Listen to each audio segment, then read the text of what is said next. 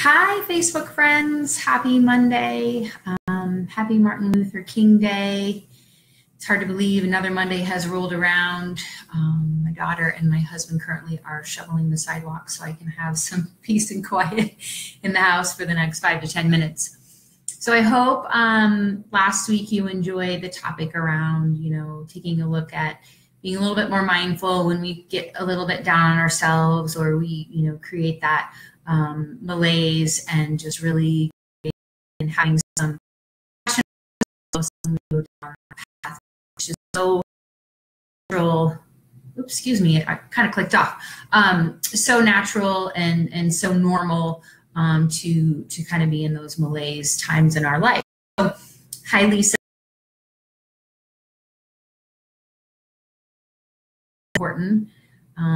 I'm having some issues, some technical difficulties. So if I keep clicking off, let me know. Yay, thanks for showing up, Danica.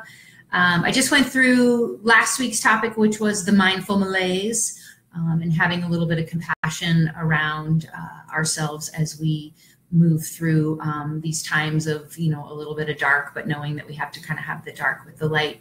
Thank you, Judy, for joining. I'm so happy to see all you guys. So let's start with the definition of mindfulness. I feel like I almost have it memorized. So mindfulness is maintaining a moment-to-moment awareness of our thoughts, feelings, bodily sensations, which of course seems, I don't know, pretty simple.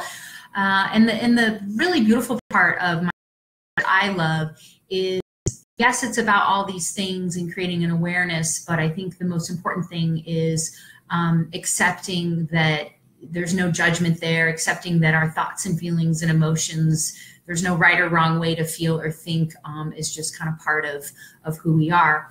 And I got to really thinking about what mindfulness has done for me and the impact that it's had on me since I've started the series, and also what's kind of been happening in my life. And I want to give you a couple examples, and then we'll kind of get into the topic of today. I had this really interesting experience last week. Actually, I guess it was just Sunday, which was yesterday.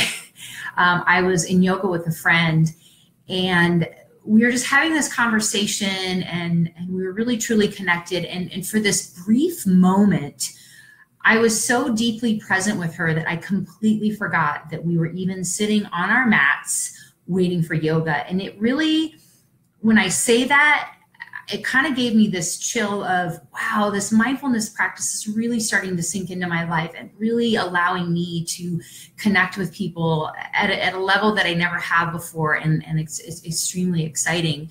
And it kind of led me to this topic of how do we create mindfulness? I talk about it, and I've made these topics of, how to have mindful living. But the one thing that I don't think I've stressed enough is, in order to be mindful, we have to become still. We have to be quiet in a sense.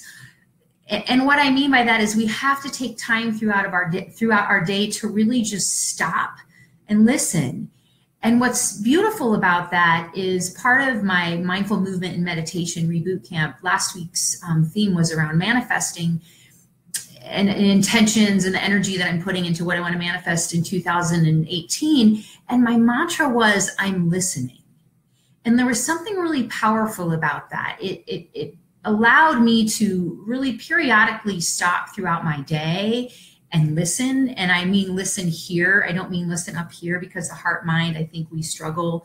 We've got the ego that kind of swirls around here, and then we've got our heart that truly is where our intuition and this beautiful knowledge that we have that sometimes we don't necessarily pay attention to. So my theme for this week is that all of this work that I'm doing, and all this work that we are doing in our own lives, whether it's mindfulness, whether it's being quiet, and whatever that we're doing, it takes time. And to allow ourselves that time to actually just sit and be still, and to listen to those thoughts and feelings, and to pay attention to those bodily sensations, and then pause for a moment and don't judge. Judgment can be toxic. I do it all the time. It's a totally natural thing that we as human beings do.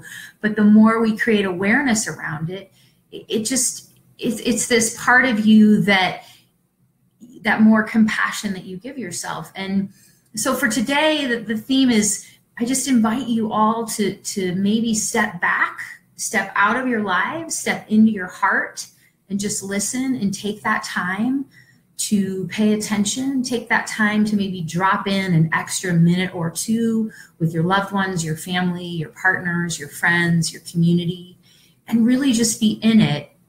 And the other part of this is, again, it takes time, and we have to just continue to kind of move forward. And I found this quote today, and I want to read it to you because I kind of wanted to have a little quote, one of Martin Luther King's quote, and what it sounds like. And this is what it says, and I think it's really beautiful in honor of him today. If you can't fly, then run. If you can't run, then walk. If you can't walk, then crawl. But whatever you do, you have to keep moving forward. So I really invite everybody today to maybe, I know a lot of people have the day off, and I would love for everyone to just maybe take, 3 to 5 minutes to sit down and just listen. And maybe I invite you to have that mantra of I'm listening. And truly, I think what you will find is this beautiful space of calmness and this beautiful space of acceptance and non-judgment. And that's a big part of mindfulness. That's all I have for you today. Thank you all for joining. I love seeing people join me on Mondays, and I'm going to continue this every week. And if you have any ideas or suggestions or topics that you're interested in around mindfulness, please post it on my page. Please share it with your friends. I so appreciate everybody being here with me on Monday. Happy Martin Luther King Day, and I look forward to seeing you all next week. And remember, I am listening, and we're all listening together. Have a safe, warm Monday. Take care.